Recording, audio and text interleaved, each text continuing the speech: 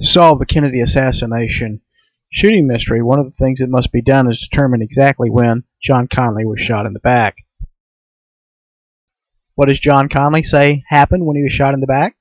The blow was of such force that it bent me over, and I immediately saw. And looking at a copy of the Zapruder film, when was John Connally bent over? Two falling shots, just like a pow, pow. The witness that I superimposed is one of several witnesses who said the last two shots were bang bang. I aligned his description with first one of the shots hitting Kennedy and the second hitting Connally in the back. Let's watch it again and see if that makes sense. First a shot hits Kennedy in the head, then the shot hits Connally in the back. Two falling shots, just like a pow, pow. In this series of the Zapruder film frames, I zoom in on Connally, and for 323 and 324, you can see the line through his back shows his head. But at 325, his head starts snapping downward very quickly. That is the point. The bullet hit him in the back.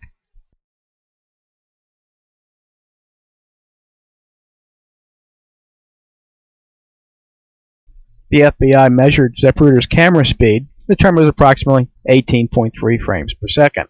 Doing a simple calculation from frame 325 to frame 313, that means the last two shots were 0.7 of a second apart. Now we'll listen to several more witnesses describing the last couple of shots they heard.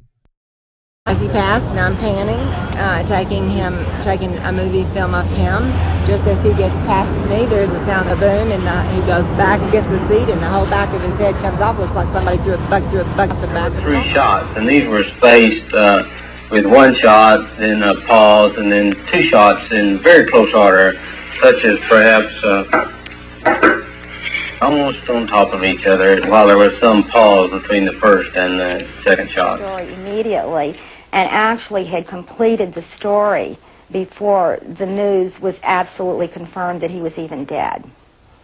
So the story was absolutely my own impressions. It was not from anything anyone had said or what I had read or heard. The second two shots were immediate. It was almost as if one were an echo of the other. They came so quickly. The sound of one did not cease until the second shot.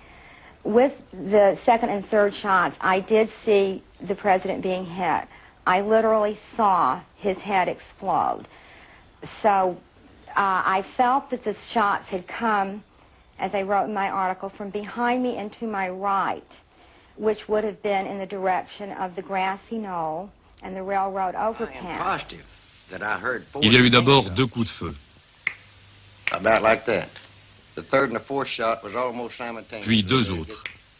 I saw a limousine emerge from the crowd. It had two flags on the front fenders. As I stood here for a second or two, I heard a pop. And my first thought was, who in the world is throwing a firecracker with the president driving by? The government's first theory fell apart when eyewitness James Tegg came forward. And then I heard the crack of two rifle shots. I stood here stunned. There was a couple drops of blood. Then the second and the third. In other words, that was a bang, then a bang, bang like that, you know. I had a shot. Then he slumped to the side like this. Then I had another shot or two. I couldn't say what it was, one or two. Many of the other witnesses also explain what they heard this way. Well, I was in the car and I heard bang, bang, bang, just about like that. It's quite easy to explain why some witnesses heard bang bang, but others heard three almost equally spaced shots. We'll do that later on. But anyone familiar with the assassination will tell you those people heard echoes, not separate shots. Dealey Plaza is surrounded by tall buildings, and loud sounds create echoes.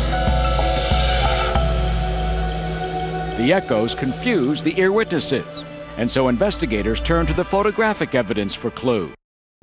Instead of exploring the possibility that the last two shots indeed were fired a split second apart, the ear witnesses were ignored and photographic evidence was used to determine what happened during the shooting instead. In the first part of the video, we showed the time between the Kennedy headshot at frame 313 and the rapid movement of John Connolly's head as he's thrown forward as 325. Time between those two shots would have been 0.7 of a second apart. The government said the echoes confused the ear witnesses, but fortunately the echoes allowed this case to be solved. He used a technique called echo correlation analysis. Using that technique, on the only known recording that was made that had the chance to record the sounds of the shot, the analysis showed that the last two shots were, believe it or not, 0.7 of a second apart.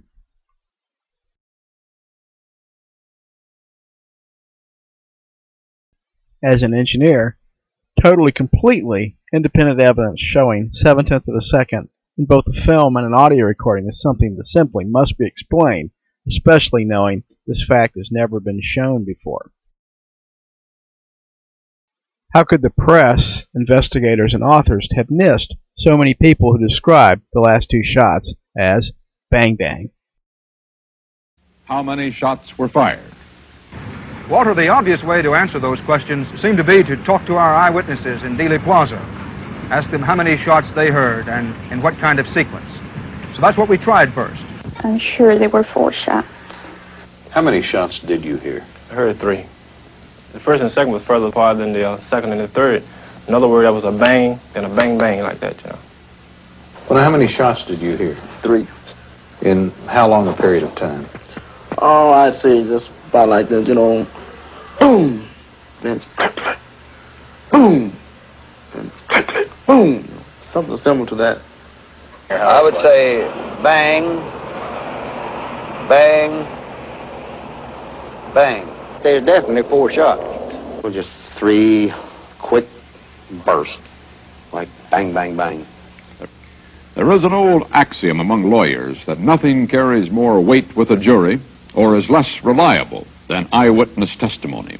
In this case, we have just learned that the testimony of assassination ear witnesses also is unreliable. That short Walter Cronkite presentation has 2 people who said they heard the last 2 shots were fired almost simultaneously, but CBS didn't show but one of them saying that. Cronkite's main point? Ignore the witnesses. About like that.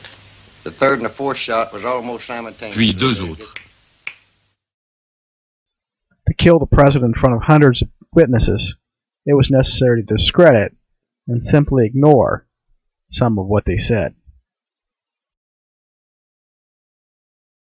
Every Kennedy assassination expert knows there are many well-known reasons that Connally could not have been shot after President Kennedy was shot in the head. All of these reasons are false. I hate to put myself in a position of arguing with ballistics experts and so forth, but I know a little something about firearms and a little something about velocity of bullets and the speed of sound as compared to it. And I know when I hear a shot and I have time to turn and react, and not only turn one direction, but attempt to turn in another direction before I feel the impact of anything. I know that bullet wasn't in transit that long. That's all there is to it. Nobody ever convinced me otherwise. But the commission finds the evidence against the governor's theory strong. Witness recollections prove nothing, but when their testimony is consistent with forensic evidence, like an audio recording analysis, it shows the information indeed really is correct. To prove that the audio evidence is valid, all 5 predicted shots have to be aligned with the Zapruder film. Then all the wounds for each of the 5 shots have to be matched to the wounds they caused.